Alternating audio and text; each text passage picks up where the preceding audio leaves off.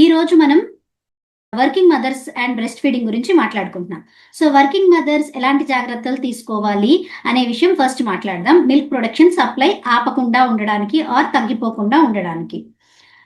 ఎప్పుడైతే వర్క్కి వెళ్తున్నారని తెలుస్తుందో దానికన్నా అట్లీస్ట్ ఒక 15 రోజుల ముందు నుంచి మీరు మీ బాడీని అండ్ మీ బేబీని ప్రిపేర్ చేయాలి. అంటే ఎక్స్ప్రెస్ చేసిన పాలు ఎలా ఇవ్వాలి అనేది డిసైడ్ చేసుకోవాలి. అంటే బాటిల్ ఇవ్వాలా, స్పూన్ ఇవ్వాలా, ఆర్ కప్తో ఇవ్వాలా, ఇవన్నీ డిసైడ్ చేసుకొని బేబీకి అలవాటు చేపిస్తూ ఉండాలి. అండ్ పంపింగ్ కూడా స్టార్ట్ చేసుకోవడం చాలా మంచిది. ఎందుకంటే పంప్ చేస్తూ ఉంటేనే మీ మిల్క్ ప్రొడక్షన్ అనేది మెయింటైన్ అవుతూ ఉంటుంది. అంటే ఎంత ప్రొడ్యూస్ చేయాలి అనేది మీ బాడీ డిసైడ్ చేసుకుంటూ ఉంటుంది.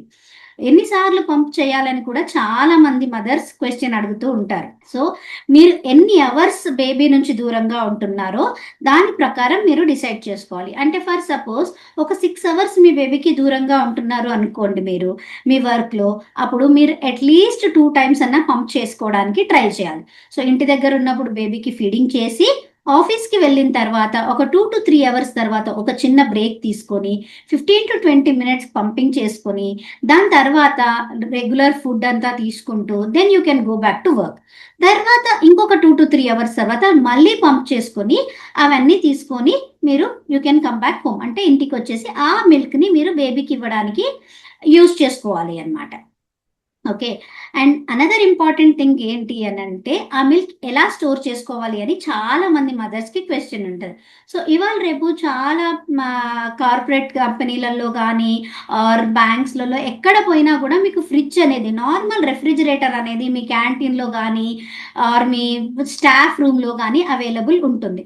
సో దాంట్లో మీరు డేట్ అండ్ టైం రాసుకొని ఆ bottle packet wherever you are storing the milk, pump ఎక్కడైతే చేస్తున్నారో ఎక్కడైతే స్టోర్ చేసుకుంటున్నారో వాటిలలో డేట్ అండ్ పంప్ చేసిన టైం రాసుకొని ఆ నార్మల్ ఫ్రిడ్జ్లో స్టోర్ చేసుకోవచ్చు మీరు. సో దానికి మీరు మీ హెచ్ఆర్తో ఆర్ మీ మేనేజర్తో ఎవరితో అయితే మీకు హెడ్ ఉన్నారో వాళ్ళ దగ్గర ముందు నుంచే పర్మిషన్ తీసుకొని పెట్టుకోవడం. అండ్ మీరు ఇలా స్టోర్ చేసుకుంటున్నారు అని చెప్పేసి అక్కడ హౌస్ కీపింగ్ వాళ్ళకి ఇన్ఫార్మ్ చేయడం చాలా ఇంపార్టెంట్. ఎందుకంటే వాళ్ళకి తెలియకుండా మీరు స్టోర్ చేసుకుంటా అవి వేరే ఏమో అనుకొని వాళ్ళు డిస్కార్డ్ చేసే అవకాశాలు ఉంటాయి స్టార్టింగ్లో. కాబట్టి మీరు ఎప్పుడైతే స్టార్ట్ చేస్తున్నారో పంపింగ్ కానీ స్టోరింగ్ కానీ ఇవన్నీ మీరు ముందుగానే మీ కొలీగ్స్ తోటి, మీ మేనేజర్ తోటి, మీ హెచ్ఆర్ తోటి అండ్ ఎవరైతే ఆ స్టాఫ్ రూమ్ని మెయింటైన్ చేస్తున్నారో వాళ్ళతోటి ముందే డిస్కస్ చేసుకొని ప్లాన్ చేసుకోవడం మంచిది. ఐడియల్ పంపింగ్ షెడ్యూల్ వచ్చి ఎన్ని అవర్స్ దూరంగా ఉంటే బేబీకి అన్ని 2 to 3 అవర్స్ ఒక్కసారి పంప్ చేసుకోవాలి. అంటే ఇప్పుడు 9 అవర్స్ దూరం ఉంది అనుకోండి, అట్లీస్ట్ 3 టైమ్స్ అన్నా పంప్ చేసుకోవాలి. 10 to 12 అవర్స్ దూరంగా ఉంది బేబీతో అని అంటే అట్లీస్ట్ 4 టైమ్స్ అన్నా పంప్ చేసుకోవాలి. అది 1 ఇయర్ వచ్చేంత వరకు చేసుకోవాలి. బేబీ 1 ఇయర్ వచ్చిన తర్వాత దెన్ స్లోగా నంబర్ ఆఫ్ టైమ్స్ పంపింగ్ తగ్గించుకొని ఓన్లీ బేబీకి ఎప్పుడు ఎక్కడ మదర్ ఎప్పుడు అవైలబుల్ ఉంటే అప్పుడు ఫీడింగ్ చేసుకోవచ్చు. ఆఫీస్లో ఎప్పుడైతే పంప్ చేస్తారో అప్పుడు మీరు మీ ఆఫీస్లో అవైలబుల్ ఉన్న ఫ్రిడ్జ్లో స్టోర్ చేసుకోవచ్చు.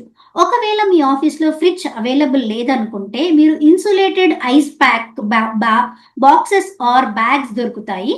దాంట్లో మీరు మీ మిల్క్ని 8 అవర్స్ వరకు స్టోర్ చేసుకోవచ్చు. 8 అవర్స్ తర్వాత మీరు ఐస్ ప్యాక్స్ని చేంజ్ చేసుకుంటే సరిపోతుంది. ట్రావెల్లో కూడా మీరు అదే ఐస్ ప్యాక్ ఉన్న బ్యాగ్ని యూజ్ చేసుకోవచ్చు.